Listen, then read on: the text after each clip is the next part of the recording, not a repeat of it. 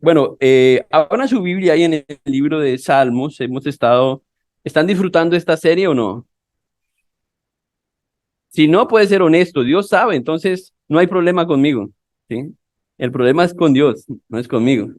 Pero yo estaba leyendo un artículo esta semana y me animó bastante el artículo en Coalición por el Evangelio. No sé si ustedes conocen esa página. Es una buena página, hay muy buenos recursos bíblicos allí. Y el autor hablaba de tres razones para atesorar los salmos, para estudiar los salmos. Y él hablaba de que este es un camino bastante árido cuando nosotros empezamos a pensar en los salmos. Atesorar los salmos en nuestro camino espiritual, básicamente, él decía que hay tres razones y que ellos nos guían a la verdad, que ellos refrescan nuestra vida de oración, nuestra vida de adoración y que recuerdan también nuestra misión. ¿Cuál es nuestra misión? La razón por la que estamos acá. Y creo que es lo que más he recibido de esta serie de los salmos hasta ahora en lo que hemos venido hablando. A mí me gusta los salmos y la verdad no habíamos predicado y vamos a continuar hasta creo que el próximo mes vamos a estar compartiendo algunos salmos, pero veo que las experiencias de los salmistas son como los testimonios de hombres que han sido entregados a nosotros en alabanzas, en cánticos.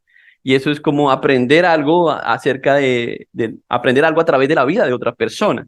Y creo que es por eso que algunos de esos salmos son tan valiosos en nuestra propia vida, en nuestra devoción. Ahora, es imposible olvidar estas tres cosas acerca de orar, de nuestra vida, si los salmos son parte de nuestra vida devocional, si nuestros hábitos incluyen una lectura cotidiana de los salmos, esa es nuestra dieta, pues seguramente siempre vamos a estar creciendo, siempre vamos a estar eh, orando. De hecho, si no sabe cómo orar, es fácil, vaya a un salmo y abra uno de los salmos y seguramente va a tener otras razones para orar. Pero los salmos son muy ricos en toda su extensión porque enriquecen nuestra vida devocional, nuestra comunión con Dios.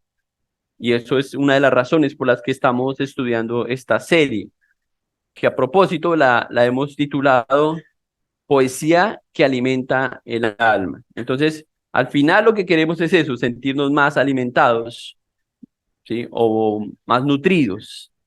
Y yo sé que hay muchos desnutridos, incluyéndome, que necesitamos el alimento espiritual. Si hay una silla ahí, hay un bolso o algo ahí, por favor retírelo para que otras personas se puedan ir acomodando. Y yo veo que esto es algo que nosotros tenemos que fomentar más, la lectura y el estudio de los salmos, la lectura y el estudio de los salmos. Y así que Dios puede enseñarnos con su palabra. Ahora, una de las cosas, y yo mencioné algo la semana pasada acerca de esto, una de las cosas que debilitan, digamos, algunos de los mensajes de los salmos es que nosotros leemos un salmo y olvidamos el contexto de los salmos, porque parece que son historias completamente aisladas o separadas, ¿verdad? Pero recuerdan que yo les dije que de hecho el primer libro de los Salmos, como están divididos en 5 libros, cada uno de esas secciones nos recuerdan un libro de la Torá, ¿cierto? Haciendo alusión que el Salmo 8 nos llevaba a Génesis.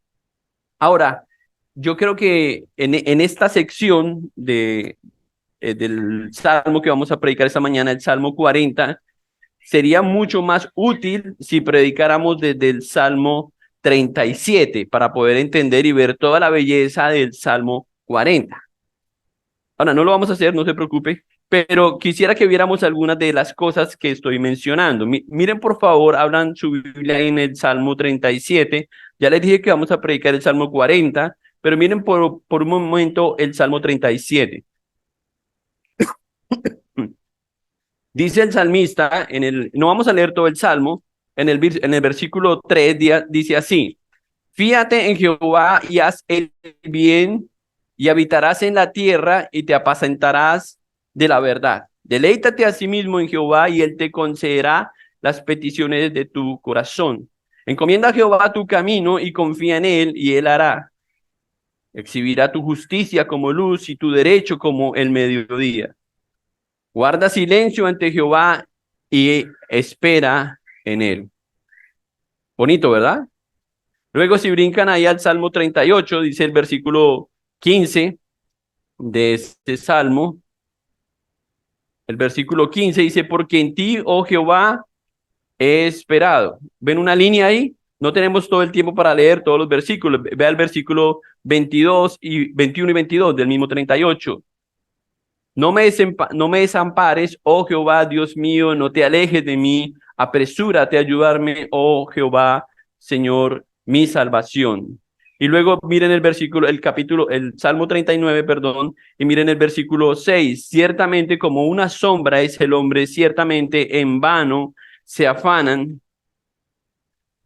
eh, perdón, eh, en vano se afana, amontona riquezas y no sabe quién las recogerá, haciendo una descripción del hombre. El versículo 9, enmudecí, no abrí mi boca porque tú lo hiciste. Y así el salmista va entretejiendo una misma razón, y él está hablando de lo que Dios está haciendo en su propia experiencia. Él había pasado por momentos difíciles, y cuando llegamos al Salmo 40, entonces vemos un resultado en el que David, después de aprender a esperar en el Señor, a orar y autoevaluarse, determina alabar al Señor por lo que Dios ha hecho en su vida. Y todas esas experiencias de los salmos anteriores llevan al salmista, a David, a rendirse en adoración a Dios. Yo no sé si eso es lo que pasa en nuestras vidas, si todo lo que ocurre en nuestra vida nos lleva a esa misma determinación, a alabar a Dios. A veces yo creo que muchas de las cosas que Dios hace nos llevan a orar a Dios. Claro que casi de carácter urgente muchas veces, pero no es lo mismo que decir o que concluyamos que cada cosa en nuestra vida dirigida por Dios nos lleve a adorar a Dios. Y eso es lo que hace que tengamos el libro de los Salmos, que hay una expresión de adoración de las circunstancias de muchos de los salmistas que decidieron honrar, adorar a Dios. Y es por eso que estamos estudiando los Salmos. La vida de David era como la de muchos de nosotros, agitada, con muchos deseos marcados por el egoísmo, perdón. David no era ajeno a muchas de las luchas de cada uno de nosotros, incluso las de algunos jóvenes. David también fue un joven, ¿sí? Y luchó en medio de eso. Todos aquí hemos pasado por un tiempo de sequía, ¿cierto? De un tiempo de desierto en la vida. Y si no, estaremos prontos a pasar, ¿cierto? ¿No? Bueno, me alegra que eso no haya pasado. Yo pensé que la mayoría aquí ya habían pasado por un desierto espiritual en algún momento en su vida, ¿sí? Cuando decimos eso es cuando llegamos a la fe y empezamos a cuestionarnos lo que estamos haciendo. Vamos a la Biblia, pero no escuchamos a Dios. Oramos, pero no sentimos que nadie nos escucha. Nos vemos cercados por la tentación y no encontramos un deleite en el Señor. A eso me refiero con un desierto espiritual o con una sequía espiritual. ¿Sí ha pasado por eso? De pronto algunos están pasando por eso. Y de pronto algunos ni saben que están pasando por eso. ¿Sí? Nos sentimos como que nunca vamos a salir de ese desierto, ¿sí? O que estamos en una fosa, ¿sí? En un lodazal. Los salmistas nos entenderían cuando nos referimos a esas cosas que experimentamos todos. Por eso es que hay tanta aplicación en los salmos para nuestras vidas, porque ellos vivieron muchas de las cosas que nosotros hemos vivido. Y vale la pena entonces, cuando lleguemos a los salmos, leerlos con cuidado, orar los salmos. Muchas veces ellos se sentían así por temas de salud, otras veces por problemas con otras personas o sus enemigos, como muchas veces se referían los salmistas, o con un pecado que no habían podido abandonar. Eso los llevaba también a una sequía espiritual. Ahora, cuando llegamos al Salmo 40, aunque vemos una trayectoria de David, no sabemos exactamente cuál es la razón que tenía David tan afligido como él va a describir en este salmo. Uno de esos momentos en los que David parece que está saliendo de ese desierto, de ese fango en el que muchas veces nos vemos metidos. Pero sabemos que sale y alaba a Dios por su rescate, pero sabe que aún no está a salvo. Y muchas veces yo escuché algo bonito que dijo un hermano hace un par de días acá. Estaba enseñando al grupo de hombres y él dijo que uno de los riesgos que corremos muchas veces es nuestra confianza. Creer que creemos, estar tan confiados en que estamos bien cuando en realidad no sabemos si estamos bien a la luz de la Biblia. Pero creo que el salmista David pudo reconocer cuando estuvo bien y cuando no estaba bien. Aunque él sabía que cuando estaba bien no siempre iba a estar bien. Es decir, que él pensaba hacia el futuro y pensaba, oh Dios, ayúdame, porque sé que volveré a caer en lo mismo. Y eso es lo que encontramos aquí en este salmo. Vamos a ver dos estrofas en el Salmo 40 de alabanzas. Una estrofa de alabar a Dios por haberlo rescatado. Esa es la primera estrofa. La alabanza de David por haberlo rescatado. Y la segunda estrofa que David canta es la alabanza anticipada por el rescate futuro. Entonces vamos a dividir ese salmo en dos partes. Vamos a leer los primeros versículos del Salmo 40, si ya está ahí. Vamos a leer los versículos 1 al 5 y después de eso les pido que oremos. Dice el versículo 1, pacientemente esperé a Jehová y se inclinó a mí y oyó mi clamor y me hizo sacar del pozo de la desesperación, del lodo cenagoso, pues puso mis pies sobre la peña y enderezó mis pasos. Puso luego en mi boca cántico nuevo de alabanza a nuestro Dios. Verán estos muchos y temerán y confiarán en Jehová. Bienaventurado el hombre que puso en Jehová su confianza y no mira a los soberbios ni a los que se desvían tras la mentira. Has aumentado, oh Jehová, Dios mío, tus maravillas y tus pensamientos para con nosotros. No es posible contarlos ante ti. Si yo anunciare y hablare de ellos, no pueden ser enumerados. Oremos. Nuestro buen Padre, te damos gracias esta mañana. Estamos reunidos en este lugar porque queremos escucharte, Señor. Quizás llegamos a este lugar, Padre, con las intenciones incorrectas, Señor, con la motivación incorrecta, pero hoy tú puedes dirigirnos hacia ti. Tú puedes ayudarnos a ver algo de tu grandeza, de tu amor, de tu bondad, especialmente de tu misericordia, Señor. Y yo quiero que tú hables, Señor, a través de tu palabra a cada persona que está en este lugar, desde el más joven, Señor. Por favor, trabaja en nuestras vidas. Tú has ministrado mi corazón, Señor, pero ruego, Señor, que mis palabras no sean un estorbo para que tu Espíritu Santo, Señor, haga el trabajo que quieres en la vida de mis hermanos y de aquellos que aún no lo son. Obra, Señor, a favor de ellos con tu palabra, Señor. Renueva sus fuerzas, dales aliento y muéstrales el camino de salvación, Señor. Gracias, Señor. Por favor, guía nuestras palabras y este estudio, Señor. Te lo pedimos en el nombre de Jesús. Amén. Entonces, la primera estrofa que vemos aquí, pues no es hasta el versículo 5, aunque leímos solo el versículo 5, la primera estrofa va hasta el versículo 10. Perdonen porque voy a estar tosiendo, tengo malestar aquí en la garganta hace varios días.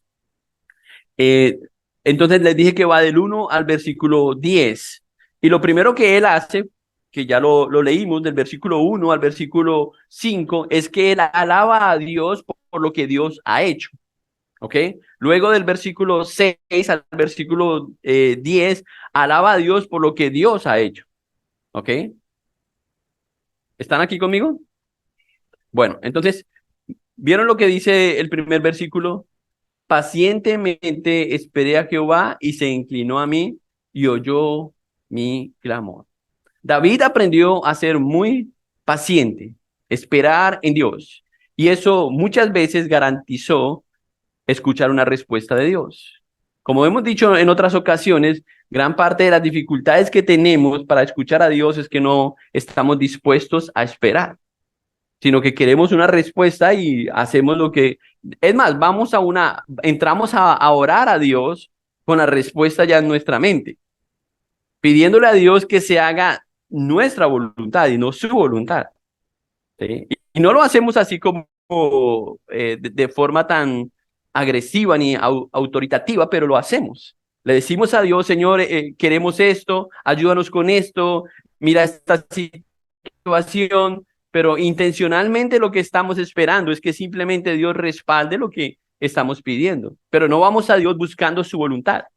David aprendió algo de eso. Tener la certeza de ser oído por Dios debe ser el motivo suficiente para alabar a Dios. Y algo bueno es que Dios siempre nos está escuchando. No siempre responde, pero siempre nos escucha y eso es algo bueno y David lo aprendió. David pasó momentos muy críticos en su vida, en los que literalmente fue preso por la desesperación. Él tocó fondo como muchos de los hijos de Dios. En el Salmo 69, el versículo 2, no tienen que buscarlo, en la Nueva Traducción Viviente dice así, palabras de David: me hundo cada vez más en el fango. No encuentro, perdón, dónde apoyar mis pies. Estoy en aguas profundas y el torrente me cubre. Estoy agotado de tanto gritar por ayuda. Tengo la garganta seca, mis ojos están hinchados de tanto llorar a la espera de ayuda de mi Dios. Wow, cuando uno escucha una oración como esta, uno dice, algo malo está pasando, ¿cierto? Aunque no escuchamos oraciones como estas, pero algo similar nos ayuda a pensar que la situación por la que David estaba pasando no era algo sencillo. Ahora, es difícil reconocer muchas veces que Dios nos tiene que llevar a este punto para que podamos reconocer quién es nuestro Dios. Y la belleza de nuestro Dios luce mejor cuando precisamente estamos bajo tensión o cuando estamos atrapados, como habla David. Hablar de eso estando del otro lado es mucho más fácil, es decir, cuando sales del foso, ¿sí? O de la fosa, es mucho más fácil. Y eso es lo que hace David. Él ya está del otro lado y está alabando a Dios porque Dios lo acabó de sacar de uno de esos momentos difíciles en su vida. Una vez, yo recuerdo esta experiencia, una vez una joven en otra iglesia que tuvimos la oportunidad de servir, me pidió eh, que la bautizáramos en un lago que yo no conocía. Ella dijo que era un lago muy bonito, que a ella le gustaba meditar ahí, que era un paisaje hermoso y bueno, convencimos a los demás hermanos y fuimos a bautizar a las personas en ese lugar.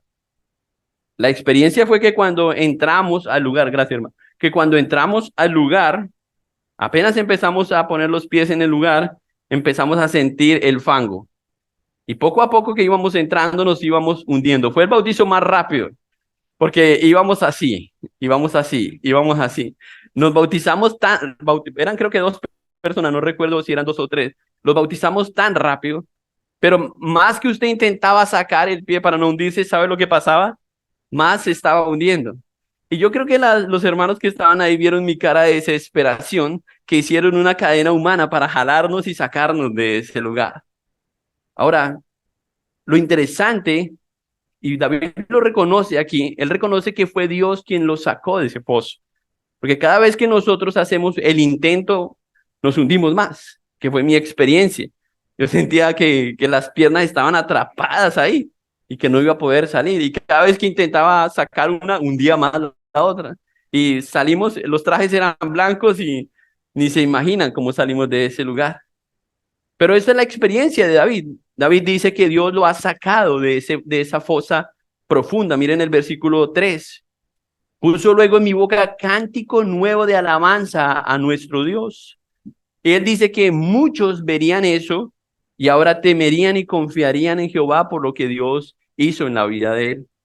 Yo me pregunto muchas veces si lo que Dios está haciendo en nuestra vida es para nosotros o es para los demás. ¿Se ha preguntado eso?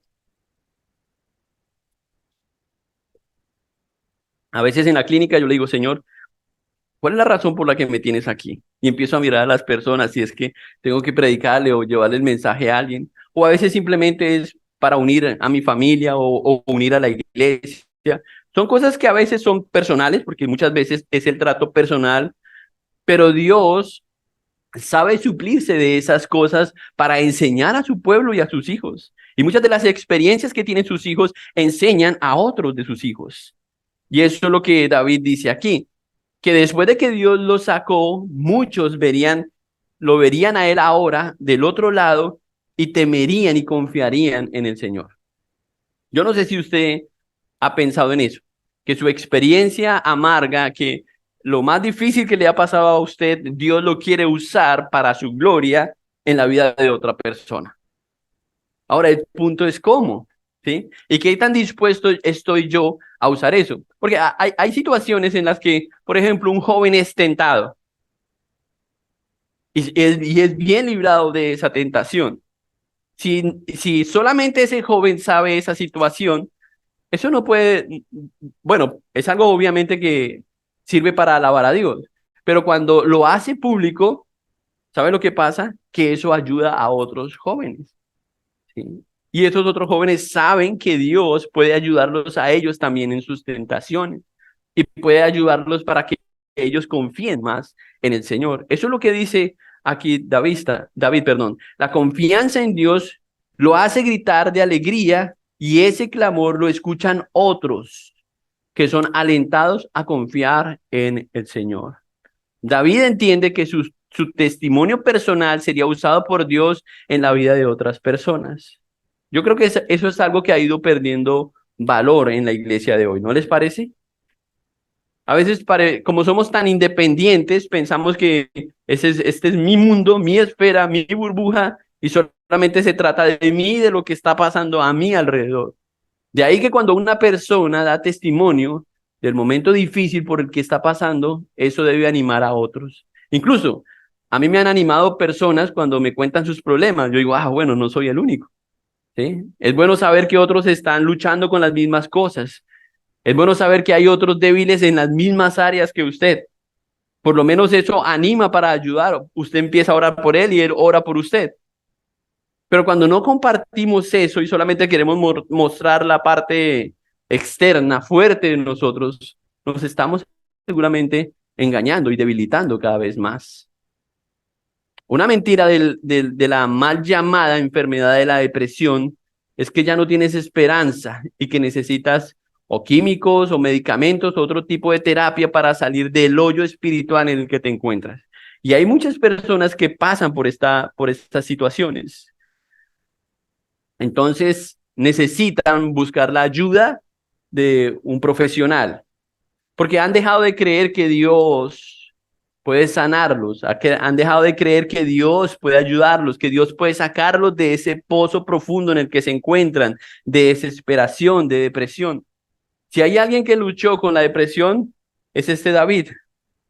Parece que es el hombre conforme al corazón de Dios, pero no descartemos que David fue un pecador como nosotros y que pasó muchas cosas y aprendió muchas cosas para que nosotros aprendamos a través de lo que Dios puede hacer. Y aunque no descarto que existan algunos diagnósticos que necesiten ser tratados con medicamentos y orientación médica, los problemas del alma los puede resolver mejor Dios que cualquier hombre. Y yo los aliento a eso, a siempre buscar, la primera opción es Dios. Ahora, si hay algo químico, si hay un examen, algo que indica lo contrario, por supuesto que hay que ir al médico. Pero hermanos, hay temas tan profundos que realmente estancan a las personas espiritualmente, los llevan a una sequía espiritual, a lo que hoy nos referimos como depresión, que es la enfermedad más moderna. Ahora diagnostican a niños de 5 años con depresión. Y caemos en eso pensando que realmente el niño necesita un químico que eleve su sistema y lo volvemos dependiente de un medicamento, en vez de llevar a esa persona a entender que necesita a Dios. Y otra vez, cuando pienso en esto, pienso que muchas personas han salido de temas como estos depresivos y nunca han dado testimonio.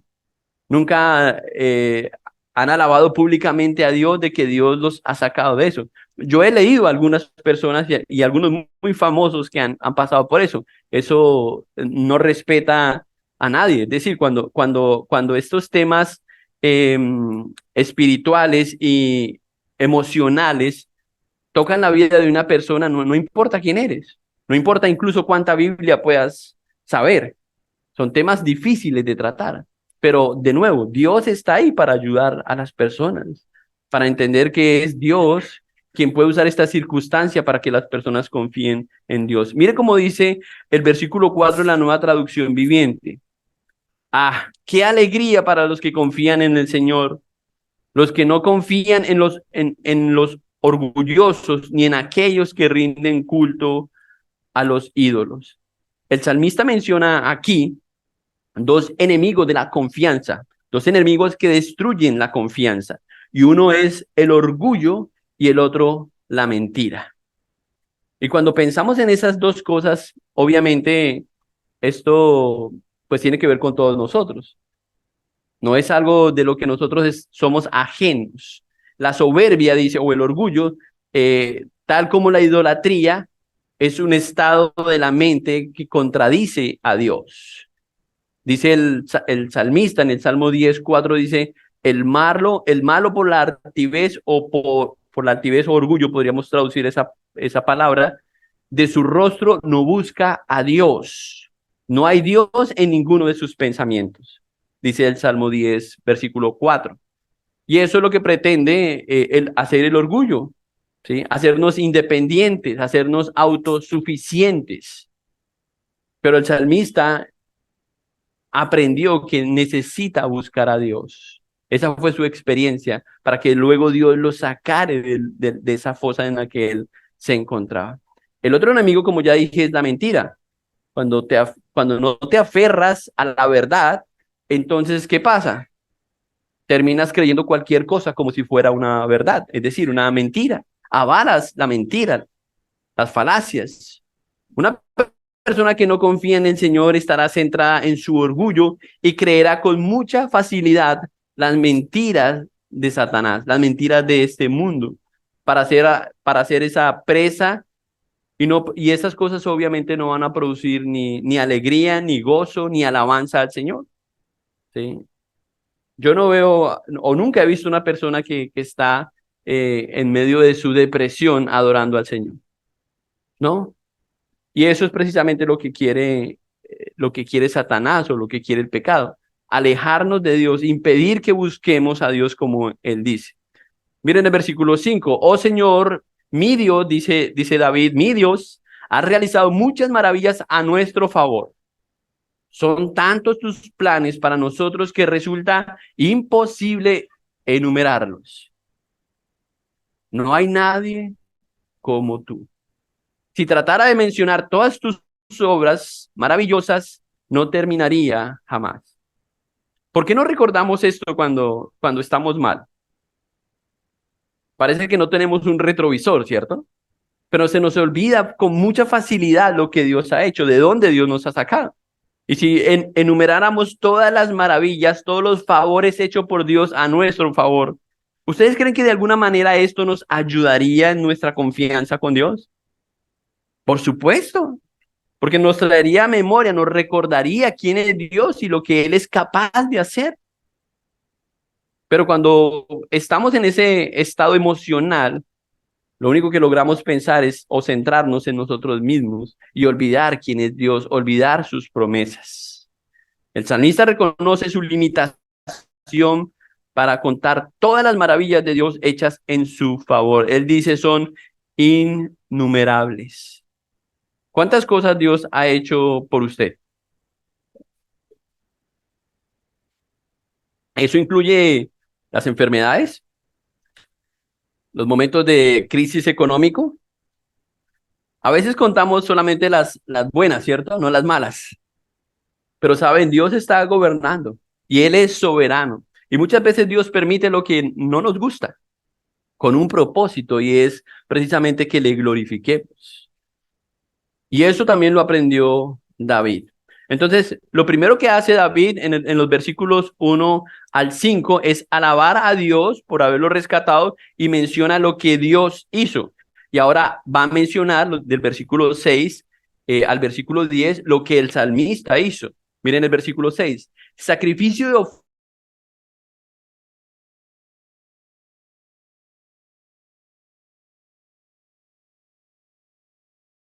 He aquí vengo, en el rollo del libro está escrito de mí. El hacer tu voluntad, Dios mío, me ha agradado. Y tu ley está en medio de mi corazón. He anunciado justicia en grande congregación. He aquí, no frené mis labios, Jehová. Tú lo sabes.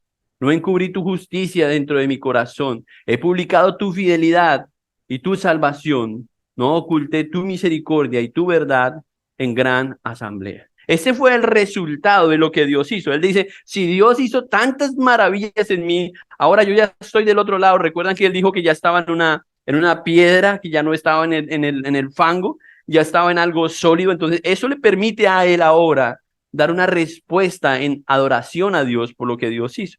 Y él empieza ahora a mencionar cuál es esa respuesta de tanta gracia y misericordia dada por Dios. El salmista entiende que a Dios no le complacen los sacrificios que no están acompañados con una actitud apropiada. Él no es que está diciendo que ya los sacrificios no son válidos, sino que incluso los sacrificios en el Antiguo Testamento debían ir acompañados de una actitud correcta. ¿Cuál es la única respuesta adecuada a la liberación o al plan de salvación que Dios tenía para David? Seguramente debemos acercarnos con todo nuestro ser, con nuestro corazón a Dios y nuestra voluntad. Pero muchas veces creo que nos acercamos solamente con intereses. Simplemente ofrecer un sacrificio no es suficiente a Dios. Y somos muy dados a sacrificarnos, no nos damos cuenta de eso, pero somos muy religiosos. Ofrecemos cosas a Dios para pensar que Dios de esa forma va a mantener buena relación con nosotros. Tratamos de ganarnos a Dios haciendo esto, no, yo voy el domingo y seguro ya esta semana voy a estar bien, para ganarnos el favor de Dios. O voy a dar una ofrenda, o algo se nos ocurre para tratar de ganar el favor de Dios. Cuando David dice que eso es en respuesta a lo que Dios hizo, a la gracia y a la bondad de Dios es que él responde. Es como casi lo que Pablo dice en Romanos 12, el versículo 1 y 2, que la respuesta de todo lo que el Señor hizo del capítulo 1 de Romanos al versículo 11 ahora es servir en sacrificio vivo y agradable a Dios, que ese es el culto racional que es agradable al Señor. Algo así es lo que David está diciendo. Pero David reconoce que, bueno, el salmista está consagrado al Señor de por vida. Eso que dice ahí que has abierto mis oídos, no es que él pueda escuchar mejor a Dios, sino que eso es una señal de un hombre consagrado a Dios. En el Antiguo Testamento, cuando un siervo o un esclavo, generalmente tenían que servir 6 años y el séptimo año quedaba libre. Pero muchas veces los esclavos preferían estar ahí en la casa de su amo. Entonces, para marcar a los que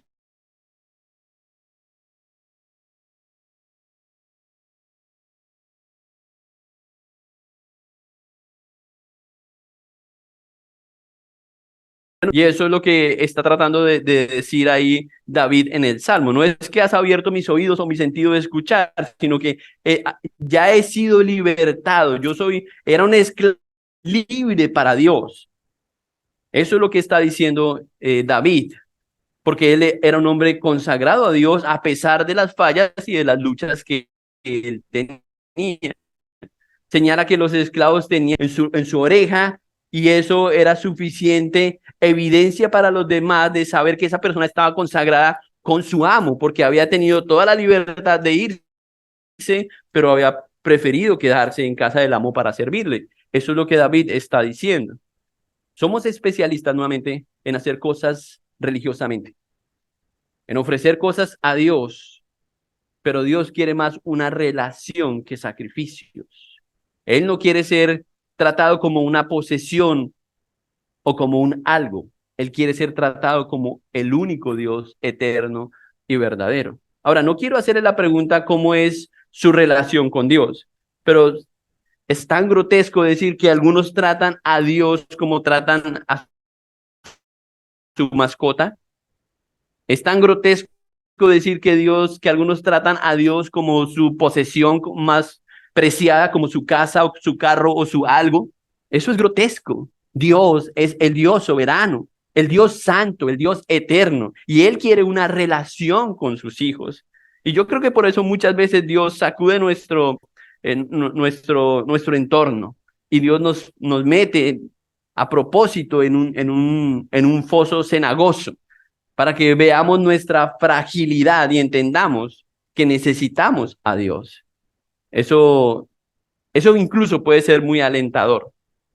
Ahora estamos con un grupo de hombres visitando una clínica y llevando algo de aliento a los familiares de las personas que se encuentran en UCI. Lo hemos hecho durante ya 2 semanas. Y ustedes tienen que ver lo alentador que es para una persona que alguien ore por ellos. Porque normalmente ellos están tan sensibles a lo que está ocurriendo que por primera vez muchos de ellos están abiertos a que alguien ore por ellos. Pero yo no dejo de pensar cómo Dios puede usar esa circunstancia para que esas personas se acerquen a Dios o puedan crecer en su confianza. A veces la persona más afectada pues está ahí en UCI, pero los que están aquí afuera están sufriendo más que el que está ahí en UCI. Y están siendo tratados por Dios también en su fe y su confianza o en su religión.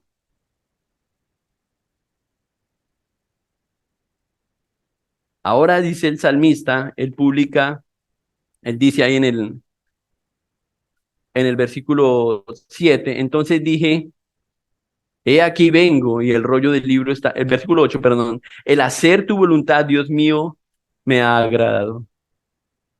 Y tu ley está en medio de mi corazón. Yo creo que este es el resultado de una persona que ha tenido un encuentro con el Señor. Y esto es una señal de una persona que no está en esa sequía espiritualmente. Esto es una señal de una persona que mantiene una relación fresca con el Señor. Una persona que se agrada en hacer la voluntad de Dios. Y una de las cosas prácticas que ayuda para que una persona pueda seguir creciendo en su fe, en su confianza en el Señor, es que haga la voluntad de Dios, que se involucre haciendo la voluntad de Dios. Porque cuando no le estamos sirviendo a Dios, seguramente estamos sirviendo a nuestros propios intereses o a los intereses de otros. Y eso impide que podamos crecer en nuestra confianza y en nuestro trato con Dios. El salmista no solamente estaba consagrado a Dios, sino que él sabía que debía su vida al Señor y había puesto su vida para el servicio del Señor. Dejó de ser alguien anónimo para mostrar a todos la misericordia de Dios. Y yo creo que cuando él dice aquí en esos versículos, no encubrí tu justicia dentro de mi corazón, he publicado tu fidelidad y tu salvación, es porque de alguna forma él no lo estaba haciendo. Si él dice aquí que lo empieza a hacer era porque no lo estaba haciendo correctamente. Él está reflexionando sobre lo que olvidó, que finalmente fue lo que lo llevó a la fosa, al lodo. Pero muchas veces nosotros vamos por el camino y olvidamos quién es nuestro Dios.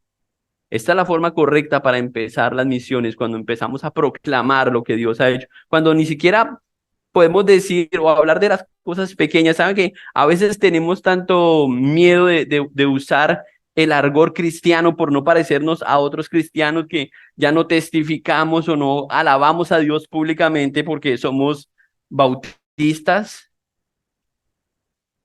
y dejamos de contar a los demás lo que Dios está haciendo, dejamos de proclamar a otros lo que Cristo está haciendo en nuestras vidas, en los detalles, en las cosas pequeñas.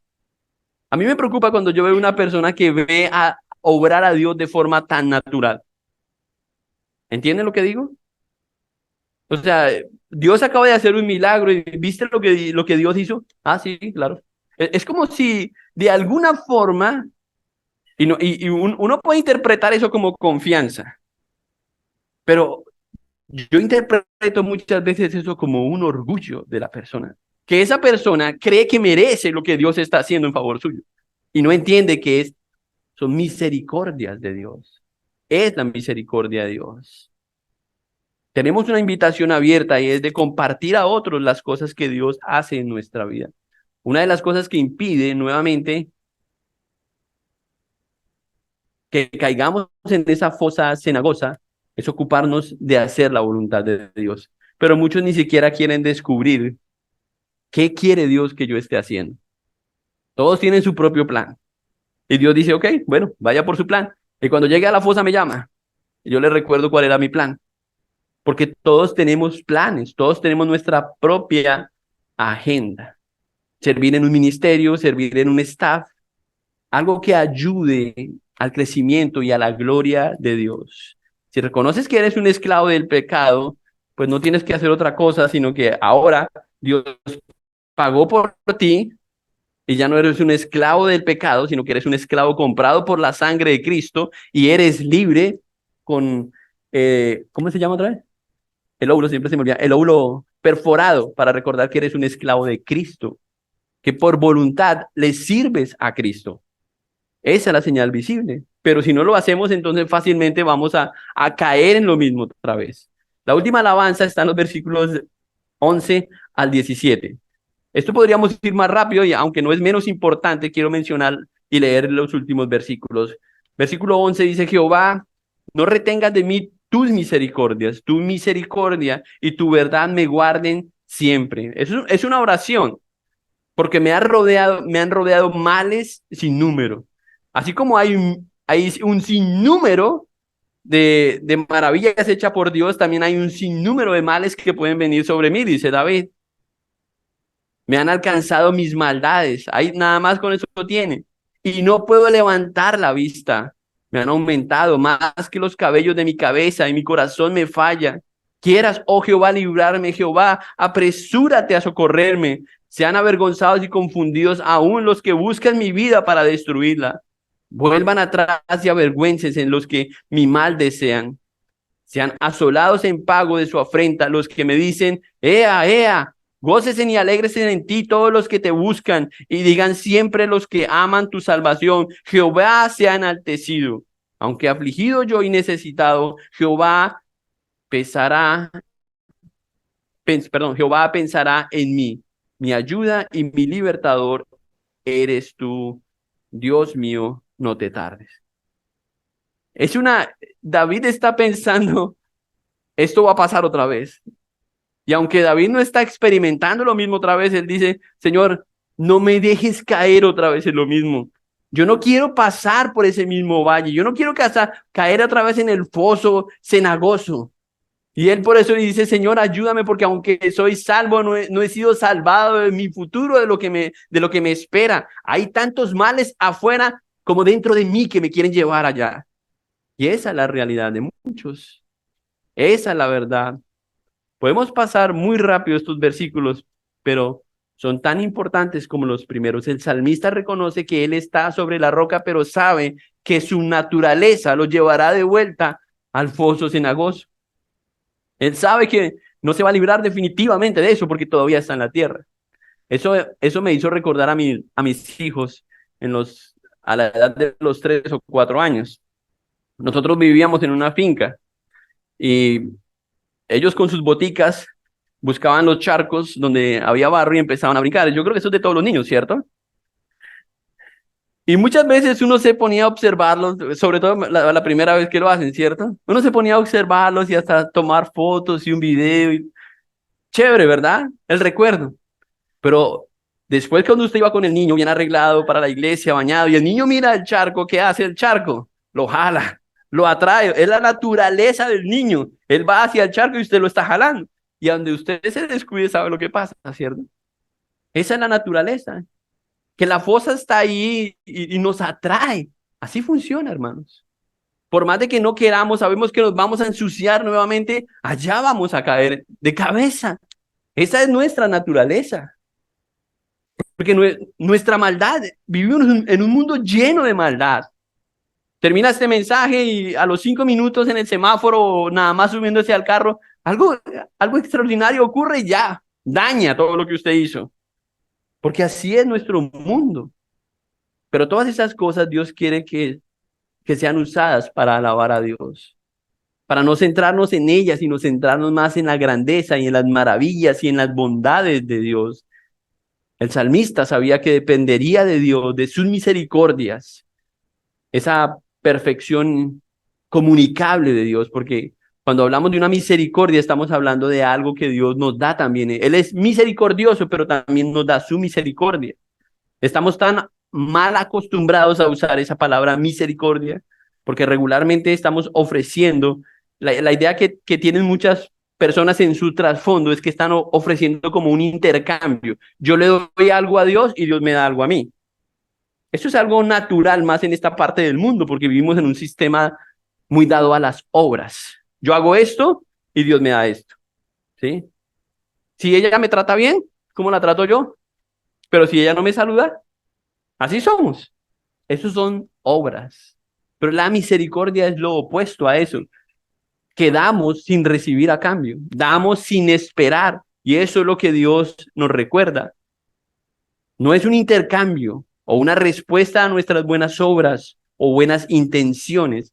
Es algo que otorga la pura gracia de Dios. Y eso es lo que el salmista recuerda. Es muy importante que muchos que viven por sus rendimientos y cuando nuevamente se encuentran estancados, piensen que es la gracia de Dios que los ha llevado a ese lugar para que recuerden otra vez quién es su creador. No te exime, bueno, tú no te puedes eximir de las dificultades, de los problemas por tus propios medios.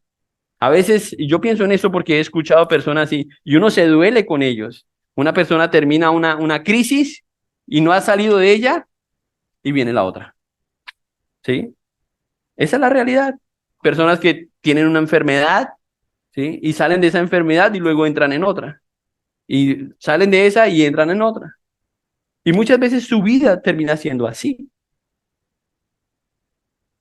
La verdad es que en este mundo no hay cosas, no hay nada que nos garantice que eso va a ser de otra manera. Jesús dijo, en el mundo vamos a tener aflicciones. David es lo suficiente realista aquí, no pesimista, para saber que aunque el Señor lo haya ayudado a salir del foso, este pantano lodoso está ahí, sigue ahí. Y hay más pantanos como ese y caminos que lo van a dirigir hacia allá si él no tiene cuidado. Él no pide, y mire la oración de David, David no pide que no llegue a ese lugar. ¿Qué pide David? Miren los últimos versículos. ¿Qué pide David?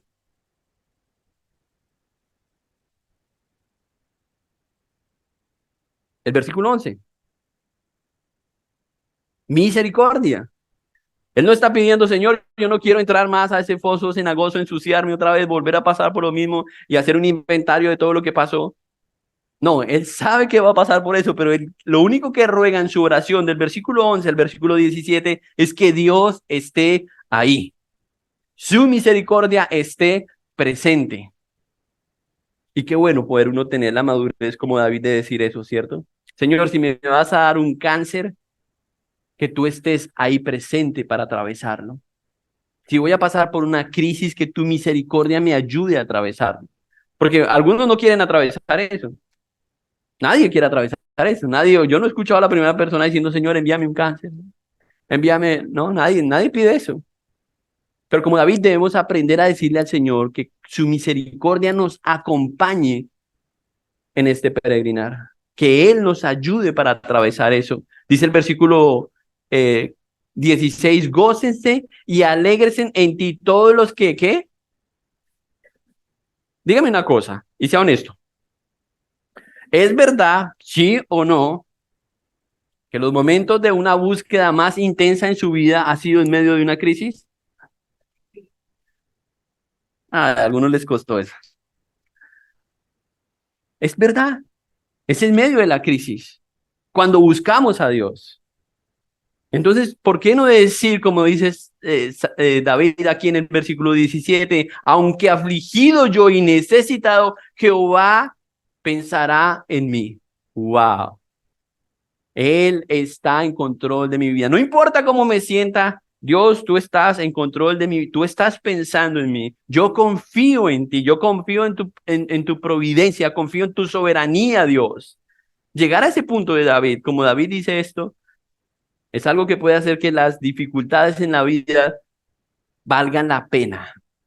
Que nuestra enfermedad, que nuestra dolencia, que nuestro dolor, que nuestra aflicción glorifique a Dios. Finalmente, eso es lo que quiere David. Alabanza a Dios por lo que Dios ha hecho en nuestra vida. Que Dios sea glorificado, es lo que dice David. Pero cuántas cosas, aún los pequeños accidentes, cuando se cae el vaso y ¡ay! Era nuevo. ¿Sí? La agarramos con la señora o con el hijo. Que Dios sea glorificado en los detalles más pequeños cuando aparentemente has perdido el control. La verdad es que nunca lo has tenido. Y lo que Dios quiere es que Él sea reconocido. Trae gloria a su nombre. Cantamos esa canción. Trae gloria a tu nombre a través de mi aflicción. Bendito sea el nombre del Señor en todo tiempo. Se haga tu perfecta voluntad. Dame gracia y fija mis ojos solamente en ti. ¿Cómo creen que Dios va a hacer eso? No estamos en el cielo, hermanos. Dios lo está haciendo. Aunque afligido yo y necesitado, Jehová pensará en mí. Y una de las cosas más bellas que vemos en la Escritura es que si el Señor no hubiera pensado en nosotros, su Hijo no hubiera venido a nuestras vidas. Pero la razón por la que Cristo tomó la forma de hombre es porque Dios estaba pensando en nosotros. Desde Génesis 3, ahí Dios decidió que Él estaría con nosotros. Es algo maravilloso. Dios sabe que tenemos una necesidad de Él. Dios sabe que Él es nuestro ayudador. Dios sabe que en Él encontramos nuestra salvación. David lo descubrió. Él fue su refugio. No hay otra esperanza. Si usted tiene una esperanza diferente a esta, ay, que se mejore la situación. La verdad es que la situación no va a mejorar. Si por la gracia del Señor usted consigue un mejor trabajo, usted consigue una mejor casa, usted consigue no sé, algo mejor, eso se llama misericordia. Que Dios por su gracia nos da algo mejor de lo que nosotros no merecemos. Pero la realidad es que estamos llamados a glorificar a Dios con la situación que sea, en la actual situación en la que Dios nos tenga. Pero Dios nos ha puesto a cada uno de nosotros en lugares privilegiados donde estamos, alrededor de otras personas que no entienden esto, para que usted y yo les mostremos quién es nuestro Dios a través de las cosas pequeñas y grandes, y Él sea exaltado y otros vengan a Él. Eso es lo que Dios quiere. Si no sabía, esto no se trata de nosotros, se trata de Él. Somos hechos para su gloria y Él quiere llevar más gloria a su nombre. Si usted decide ser parte de eso, hoy hay una invitación abierta a usted para que entienda como David que usted es un pobre y desventurado, que puede caer fácilmente en ese foso y que el único que lo puede rescatar es Dios a través de su Hijo Cristo. Si se encuentra ahí o ya salió y acaba de salir de eso, alabe al Señor con toda su alma. Bendiga el nombre del Señor. Comparta lo que Dios hizo con otras personas para testimonio del nombre del Señor. Pero si se encuentra ahí, tenga esperanza en el Señor. Y como dice David aquí, búsquelo. Búsquelo, David. Me encanta eso que él dice ahí. Gócese y alégrese en ti todos los que te buscan y digan siempre que aman tu salvación. Amemos la salvación que Dios nos ha dado. Si no entiende eso, pídale al Señor que le ayude a entender cómo amar la salvación que nos ha otorgado por gracia y misericordia en Cristo. Padre, gracias te damos esta mañana. Encontramos, Señor, este salmo y en él encontramos muchos desafíos, Señor, para poder responder como lo hizo David. Pero más allá de eso, Señor, David entendía, Señor, que humanamente no podía, Señor, solo. Él necesitaba tener su esperanza y su confianza en un Dios, igual que nosotros, Señor. Y por eso, Señor, rogamos que cada persona, Señor, que escuchó este mensaje y que lo va a escuchar, Señor, quizás a través del internet, Señor, lo uses para acercarlo a ti, para tener que esa persona tenga confianza en el Dios que eres tú, en la provisión que nos has dado a través de tu Hijo Cristo, porque no estamos, Señor, destinados a quedarnos en esa fosa profunda, Señor, de amargura, de depresión, de soledad o cualquier otra cosa que haya hecho algún pecado en nuestra vida. Ayúdanos a tener la esperanza del salmista, Señor, para poder responder como él, con alabanza a tu nombre, Señor.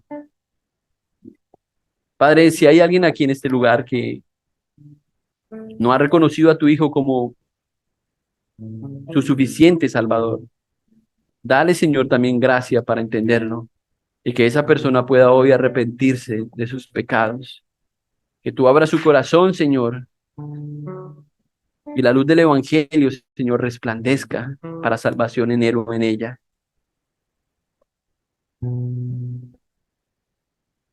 Señor, perdónalos. Y perdona, Señor, a tu pueblo, a tu iglesia, Señor, quien clama, Señor, por entender mejor cómo llevar la gloria al nombre de tu Hijo Cristo, Señor. Gracias te damos, Señor, por este mensaje. Gracias por acordarte de nosotros, Señor, por pensar en nosotros, Señor. Recibe, Señor, la gloria, Señor, esta mañana, en el nombre de tu Hijo Cristo, Señor. Amén.